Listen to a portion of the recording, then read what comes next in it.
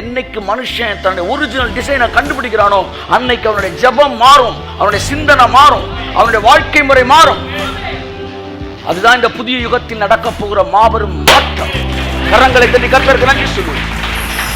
நான் ஊழியத்துக்கு வரும்போது தேவன் எனக்கு கொடுத்த ஒரு வாக்குத்தத்தத்துக்கு உண்மையான அர்த்தம் தெரியுது. இதோ இன்னொரு கூட நான் உடன்படிக்கப்படுகிறேன், இந்த பூமியில எந்த தேசத்திலும் நடக்காத அற்புதங்களை நான் உன் ஜனங்களுக்கு முன்பாய் செய்வேன்.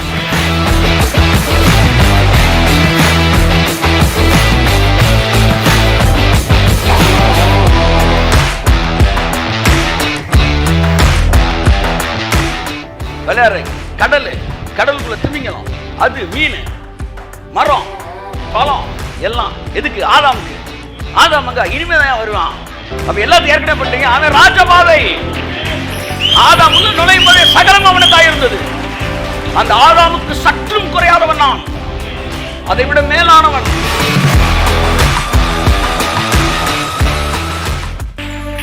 இயேசு கிறிஸ்து நாமத்தில் உங்களை வாழ்த்து வரவேற்கிறேன். ஒரே ஒரு ஸ்டான்ஸா பாடி நாம் வார்த்தைகள் கடந்து செல்வோம். கிருபைகள் என்னில் பெருகச் செய்தீரே. ஆமென். கிருபைகள் என்னில் பெருகச் செய்தீரே, ஸ்தோத்திரம். உம் கரங்களால் என்னை அழைத்துக் கொண்டீரே, ஸ்தோத்திரம். கிருபைகள் என்னில் பெருகச் செய்தீரே, ஸ்தோத்திரம். கரங்களால் என்னை அணைத்துக் கொண்டீரே, ஸ்தோத்திரம். துதியும் கனமும் எல்லாம் உமக்கே தேவா, உமக்கே. துதியும் கனமும் எல்லாம்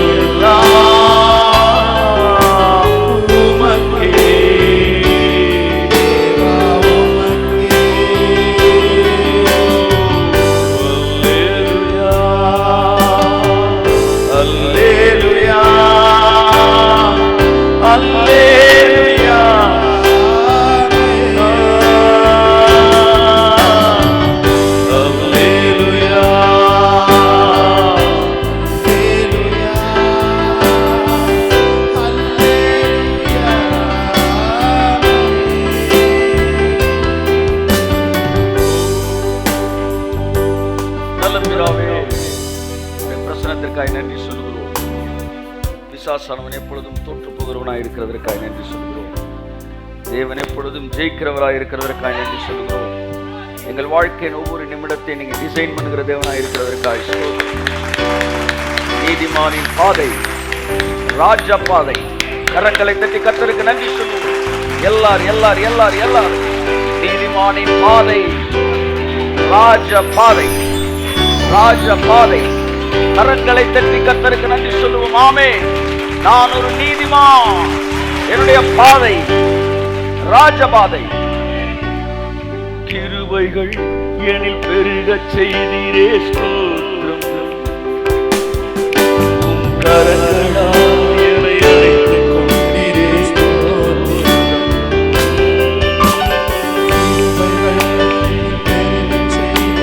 நான் ஒரு நீதிமான், என்னுடைய பாதை ராஜபாதை.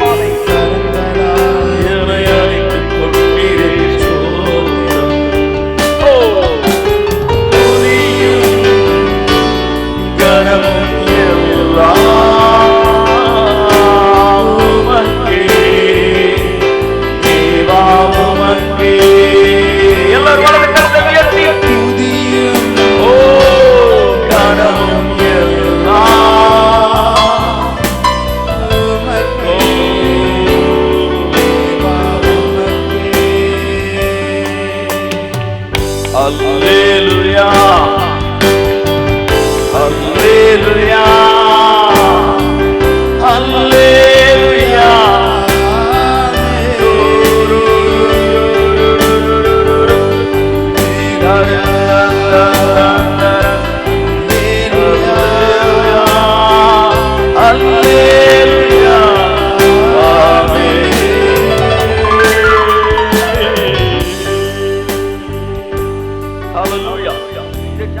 ஜெபம்ன்றது என்ன தெரியுமா?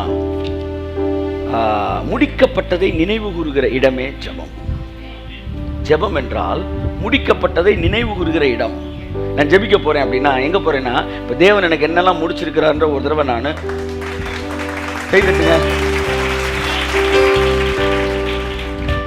இந்த ரூபாயெல்லாம் வந்துருச்சுன்னா திரும்ப திரும்ப என்ன வாங்கி பாருங்க. சிலர் நீங்க ஒரு தீர்க்கதரிசின்னு பாக்குறீங்களா? ஆமா, ஒரு தடவை என்னாலும் அதான், ஒரு தடவை என்னாலும். ஆனா ஒவ்வொரு தடவை என்ன அவனுக்கு என்னது சந்தோஷம். ஒரு சிலர் நைட்டு 1 மணிக்கு லைட்டை போட்டு எண்ணிக்கிட்டு இருக்கிறாங்க. இருக்கு இருக்கிறத எண்ணி பார்க்கறதுல ஒரு சந்தோஷம் இருக்குல்ல, அப்படிதான் முடிச்சதை நினைச்சு பார்க்கறது தான் ஜெபமே.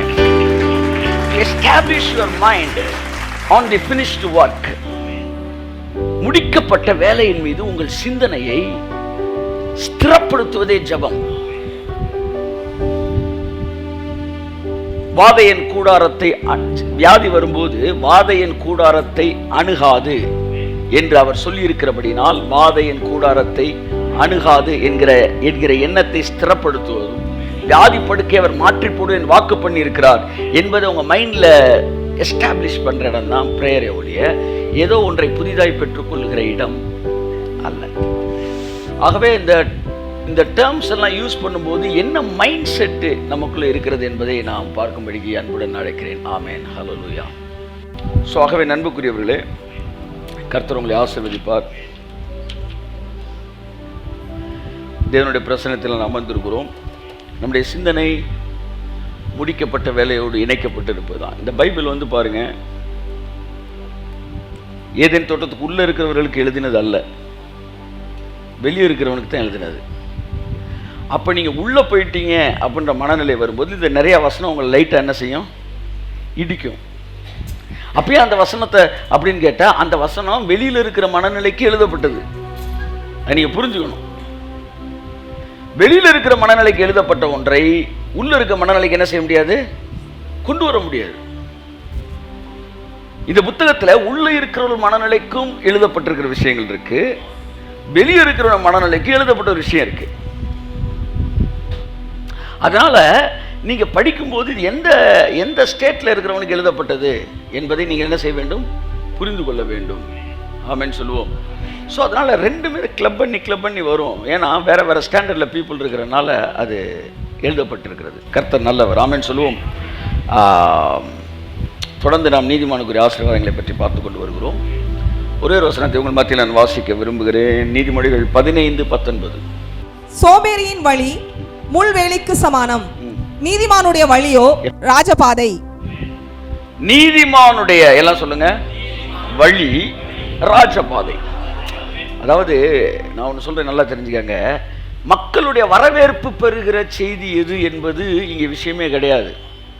நாங்கள் மனுஷரை திருப்திப்படுத்துகிறவர்களாக இருந்தால் நாங்கள் மனுஷருடைய ஊழியக்காரன் அல்லவே. அவனை கூப்பிட்டு இப்பெல்லாம் பிரசங்கம் பண்ணுங்க சார் சொன்னான். என் சொன்னேன் அப்பெல்லாம் பண்ண முடியாது சார். இல்லை உங்களுக்கு பல நாடுகளுக்கு கூப்பிட்டு போகலான்றீங்க, ஒரு நாட்டுக்கு நான் வரல சார் என்று ஒருத்தர் சொன்னார். பிரதர், உங்களை நான் பல ஊழியத்திற்கு கதவுகளை திறந்து வைத்திருக்கிறேன், நீங்கள் அங்கெல்லாம் ஊழியம் பண்ண நான் விரும்புகிறேன். ஏறக்குறைய ஒரு அந்த டைமில் ஒரு 28-30 இடத்துக்கு புக் பண்ணி வச்சுருந்தார். அதுக்குள்ளே நான் டமஸ்க்கு நேர்த்தெருவுக்கு போயிட்டு இருந்தப்போ லைட் வந்துருச்சு. உடனே அந்த பழைய ப்ரோக்ராமில் என்ன செய்யறதுன்னாரு, சாரி பழைய இடத்துக்கு வந்தால் நான் புதுசு தான் பேசுவேன்னு. அப்போது அந்த இடத்துக்குலாம் கதவு திறக்க முடியாது. கதவு திறக்கல, மூடிக்க, எனக்கு பிரச்சனையே இல்லை. கூட்டம் கூடுகிற இடத்துல நான் நிற்க மாட்டேன், நான் நிற்கிற இடத்துல கூட்டத்தை கூட்டுவேன். அதான் நான். ஸோ இங்கே பாருங்க, கூட்டம் கூடுற இடத்துல போய் நின்றுலாம். சில தலைவர்கள் இருக்கிறாங்க பாருங்க, எங்கே போனாலும் அண்ணாச்சு எங்கே போனாலும் அவர் இருப்பார். என்னன்னா அங்கே கூட்டம் கூடுற இடத்துல போய் நின்று, அது ஒரு பெரிய விஷயம் இல்லைங்க, நீ நிற்கிற இடத்துல கூட்டணும். அப்போ நான் சொன்னேன் இதைத்தான் பேசுவேன். அப்போ முடியாது, நீங்கள் இப்படி பேசுனீங்கன்னா உங்களுக்கு நிறைய கதவை திறக்கலாம். இங்கே பாருங்கள் சார், மனுஷனை திருப்திப்படுத்துகிற மாதிரி ஒரு பிரசங்கம் பண்ணனா நான் தேவனுடைய ஊழியக்காரன் கிடையாது. இது வரவேற்பு பெறுகிறதா இல்லையா என்பது முக்கியம் அல்ல, நான் சரியானதை பேசுகிறேனா இல்லையா என்பதுதான் முக்கியம். அப்ப கடினமான ஒரு பாதை வழியாக பைபிள்ஸ் ஒரு சில பிரசங்கம் பண்ணுவாங்க, கிறிஸ்துவ வாழ்க்கை என்பது ரோஜா படுக்கை அல்ல, அது முட்கள் நிறைந்த பாதை என்றான். ரொம்ப நல்லா இருக்கு, அப்படியே கவிதை மாதிரி இருக்கு. ஆனா பைபிள் சொல்லுது, யார் பாதம் உள்ளாம், சோம்பேறியின் வழிதான் முள்வேலி. அப்போ இவங்கெல்லாம் நான் அந்த லிஸ்ட்ல சேர்க்க முடியும். ஏன்னா பைபிள் என்ன சொல்லுதோ அதுதான் நான், பைபிள் என்ன சொல்லுதோ அதுதான் நீங்க. ஆமா, உங்களை யாராச்சும் ஒருத்தர் கெட்டவர்னு சொல்லியிருக்கலாம், ஆனால் பைபிள் உங்களை நல்லவன் சொன்னா நீங்க நல்லவர். யாராச்சும் நல்லவன் சொல்லலாம், ஆனால் பைபிள் உங்களை கெட்டவன் சொன்னா நீங்க கெட்டவர். பைபிள் உங்களுக்கு வந்து என்ன சொல்றது அதுதான். சோ பைபிள் என்ன சொல்றது? வசந்த வாசிமா, சோம்பேறியின் வழி முள்வேலிக்கு சமானம். பாத்தீங்களா, அந்த முள்ளு பாதைகள் எல்லாம் முள்ளு, கரடு முரடா பாதை. அப்பா நீங்க இருந்தா தான் என் பாதை. இப்படி ஒரு அழுக கூப்பாடு, அழுக்காட்சி பாட்டுன்னு ஒரு பாட்டு, சில பாடல்கள் இருக்கு. இந்த அழுக்காட்சி பாட்டுக்கு ஒரு குரூப் இருக்கிறாங்க. பரவாயில்ல, நம்மளும் ஒரு காலத்துல அங்க இருந்தோம், ஆனா அவங்க எல்லாம் அன்போடு கூட இங்க வந்துடணும். ஸோ இதுதான் இந்த authentic design of you and me. உன்னதான் என்னையும் குறித்து தேவனுடைய God's design, the blueprint of God's blueprint of my life. Amen சொல்லுவோம். ஸோ இங்க பைபிள் சொல்லுது நீதிமானின் பாதை. கையை தட்டுங்க சார். நான் ஒரு நீதிமான். நீதிமானின் பாதை ராஜபாதை. அப்படின்னா அவனுக்கு முன்னாடி சிக்னல் வேலை செய்யாது. ராஜபாதைனா என்னன்னு தெரிஞ்சிட்டீங்கன்னா உங்க லைஃபோட ப்ளூ பிரிண்ட் என்னன்னு உங்களுக்கு தெரிஞ்சிடும். உங்க மனசுல ஒரே ஒரு வார்த்தை புரிந்து கொண்டால் ராஜ, கமான் ராஜ, கமான் ராஜ, கமான் ராஜ, எதை சொல்றியோ அதுதான் உன் வாழ்க்கையா மாறும். என்னுடைய பாதை முள்வேலி அல்ல, என்னுடைய பாதை ராஜபாதை. ஏனென்றால் என்னை படைக்கும் போது தேவன் ஜஸ்டினுக்கு ஒரு பாதை வச்சிருந்தாரு, அது ராஜபாதை. என் வாழ்க்கை ராஜபாதை. ரொம்ப எளிமையான பிரசங்கம் பண்றான்னு சொல்லி கொஞ்சம் பேர் பேசினா அதை பத்தி எனக்கு கவலையே கிடையாது. நான் பைபிள்ல இருக்க பிரசங்கம் பண்ணா எனக்கு போதும். பரிசேயர் சதிசேயர்கள் கடினமான பிரசங்கம் பண்ணாங்களாம். சுமப்பதற்கரிய பாரமான சுமைகளை மக்கள் மீது சுமத்துகிறார்கள். இயேசு சொன்னார், நானும் உங்களுக்கு இளைப்பாறுதல் தருவேன் என்றார். என் அன்புக்குரியவர்களே, தேவன் உங்களை படைக்கும் போது போராடும்படி படைக்கவில்லை. இந்த பூமியின் கடைமுனை வரைக்கும் யுத்தங்களை ஓய பண்ணுகிற கர்த்தர். வார்ஃபேர் சொல்லி கொடுக்கிறதெல்லாம் காட்ஸ் டிசைன்லே கிடையாது. வாரே இல்ல, அதுதான் காட்ஸ் டிசைன். அப்ப நல்லா நீங்க புரிஞ்சுக்கணும், உங்க லைஃபோடைய ஒரிஜினல் பிரிண்ட், ஒரிஜினல் டிசைனை நீங்க பார்த்துட்டீங்கன்னா உங்க மனசு அதோட ஒட்டிரும். அதுதான் the reality of God's kingdom. அதுதான் உங்கள் மத்தியில் நான் கர்த்தருக்கு சித்தமான பேச விரும்புகிறேன். the reality of God's kingdom, the kingdom of heaven. பரலோக ராஜ்யத்தை பற்றி தான் இயேசு வலுவா பேசினார். 40 நாளும் பரலோக ராஜ்யத்தை பேசினார். அப்படின்னா என்ன அர்த்தம்னா, உங்க மேல ஒரு ராஜ்யம் வந்திருக்கு. அந்த ராஜ்யம் பரலோக ராஜ்யம். அது மனுஷனுடைய ராஜ்யம் அல்ல, அது பிசாசின் ராஜ்யம் அல்ல, அது பரலோகத்தின் ராஜ்யம். அந்த ராஜ்யத்துக்குள்ள நீ வந்துட்டீனா ஓ லைஃப் இப்படித்தான் இருக்கும். நல்லா கவனிங்களேன், பூமியில இந்த வேர்ல்டு ஹிஸ்டரியில 3 பேக்கேஜ் இருக்கு. ஒன்று ஆதாம் முதல் மோசே வரைக்கும் ஒரு ராஜ்யம், டோட்டலா பிசாசின் ராஜ்யம். அதற்கு பிறகு மோசையிலிருந்து மல்கியா வரைக்கும் மனிதனுடைய ராஜ்யம். அதாவது மனிதன் நினைத்தால் அது என்ன செய்யலாம், தேவனுடைய துணை கொண்டு இந்த கட்டளையின்படி பிரமாணப்படி நடந்தால் நடக்கும், நடக்காட்டி நடக்காது. அப்ப என்ன அர்த்தம்னா, இவன் வந்து ராஜ்யம்னா ரூல் பண்றதுக்கு ட்ரை பண்றான். இன்ஃபேக்ட் ஓல்ட் டெஸ்டமென்ட் ஃபுல்லா மனிதனுடைய ராஜ்யம், நியூ டெஸ்டமென்ட் அதுக்கப்புறம் வருது. இல்ல ஓல்ட் டெஸ்டமென்ட் ஃபுல்லா நீங்க டெவில்ஸ் கிங்டம் சொல்லலாம். அந்த டெவில்ஸ் கிங்டம்ல ஒரு பேக்கேஜ், மனுஷன் ராஜ்யம் பண்ணுவதற்கு அவனுக்கு தேவையான காரியங்களை சொல்லி கொடுத்தாரு. ஆனால் அவனால் முடியவில்லை. டெவில்ஸ் கிங்டம் அதை வார்ஃபேர் பண்ணி ஜெயிக்க மனிதனுடைய ராஜ்யத்தால் முடியல, பிசாசின் ராஜ்யத்தை அழிக்க. அப்பதான் தேவன் சொல்றாரு, அமைதியாரு, இப்ப பரலோக ராஜ்யம் உள்ள வருது. கைத்தட்டு வருது. ஆமென்.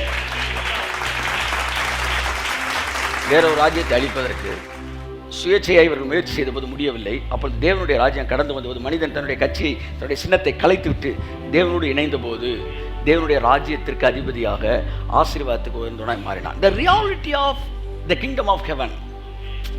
பரலோக ராஜ்யத்தை ஏற்றுக்கிறோம். ஆனால் பரலோக ராஜ்யம்னா எப்படித்தான் இருக்கணும் என்பது நீங்கள் புரிந்து கொண்டால் உங்க வாழ்க்கை எப்படித்தான் இருக்கணும் அப்படின்றத நீங்க புரிஞ்சுக்குவீங்க.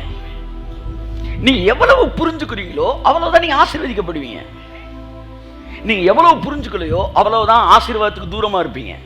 அதான் கொலோசியர் வசனம் சொல்லுது, அவர்கள் தங்களுக்குள் கொண்டிருந்த அறியாமையினாலே தேவனுடைய ஜீவனுக்கு அந்நியராய் இருந்தார்கள்.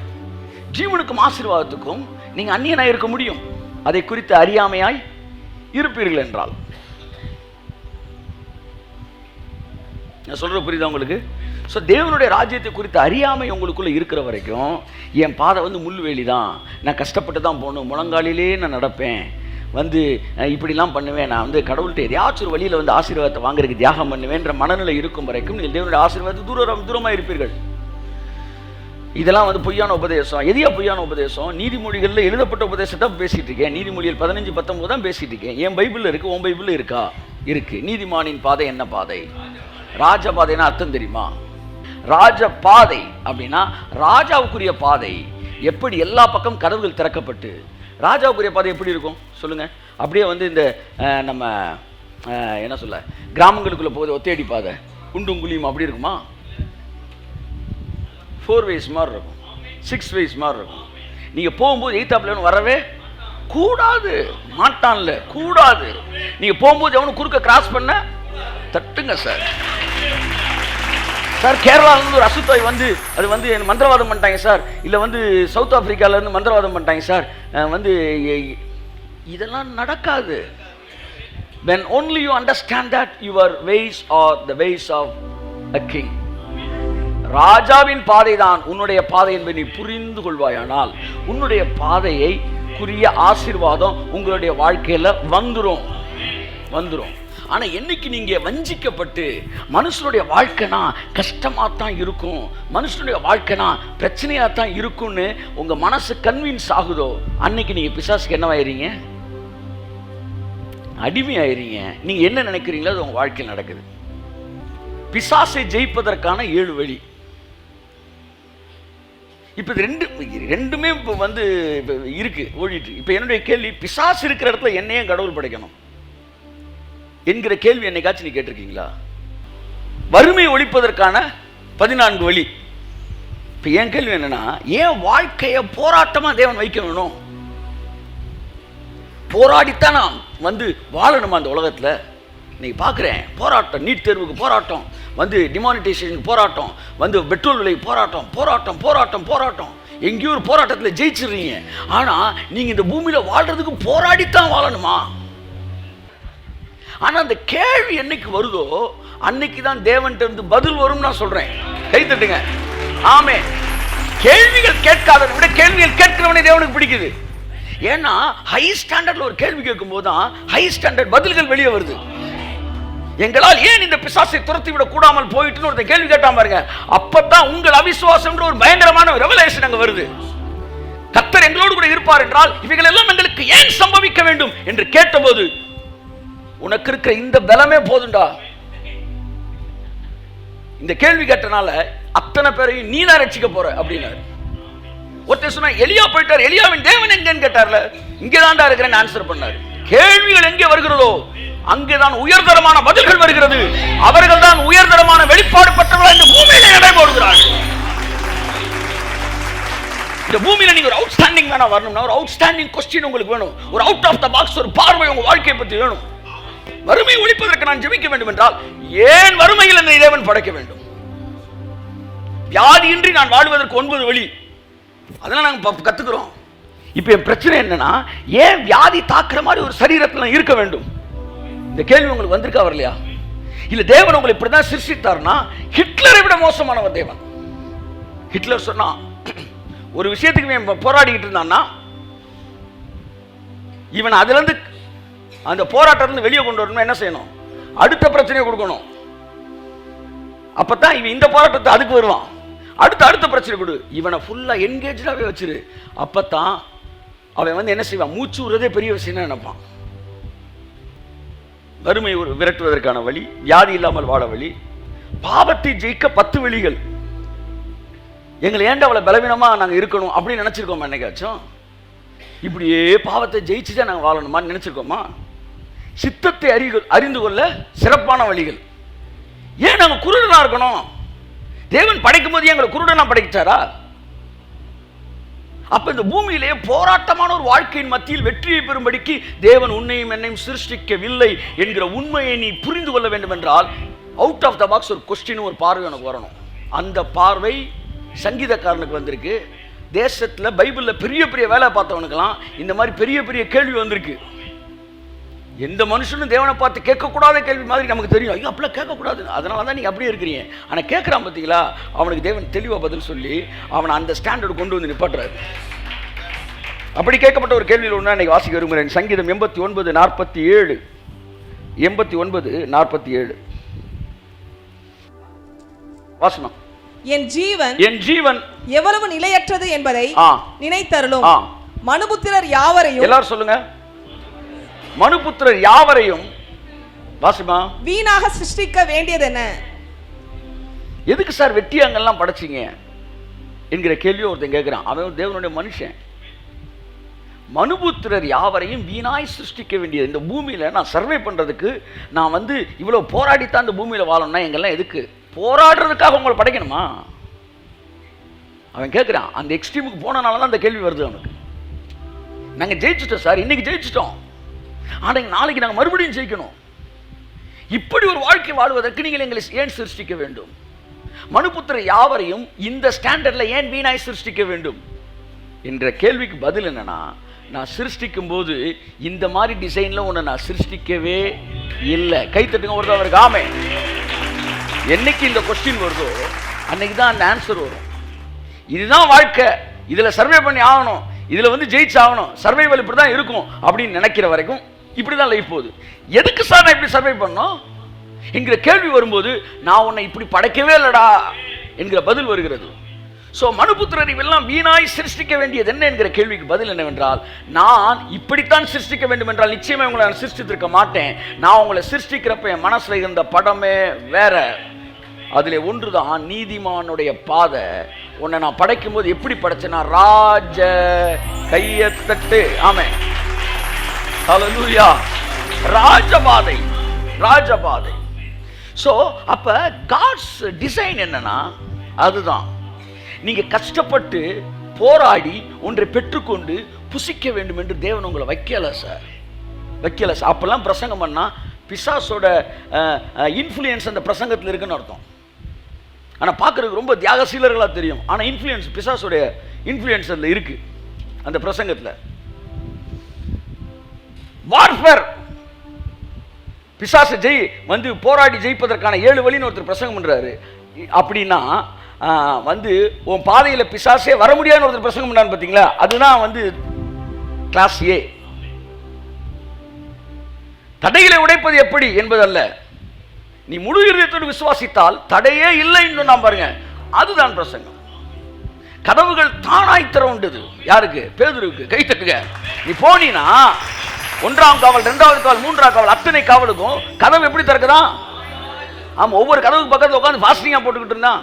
ஹலோ, தயவு செய்து மத காரியங்களோடு ஒட்டி கொண்டிருக்காதீர்கள். இயேசுவின் ரத்தம் தெளிக்கப்பட்டு வெளியே வாருங்கள். உங்களை படைக்கும் போது போராடி போராடி ஜெயித்து ஜெபித்து ஜெபித்து ஜெபித்து ஜெயத்தை பெற்றுக்கொள்ளத்தக்கதாய் உங்களை அவர் சிருஷ்டிக்கவில்லை. நீ போய் நின்னா கதவு தானா திறக்கும்.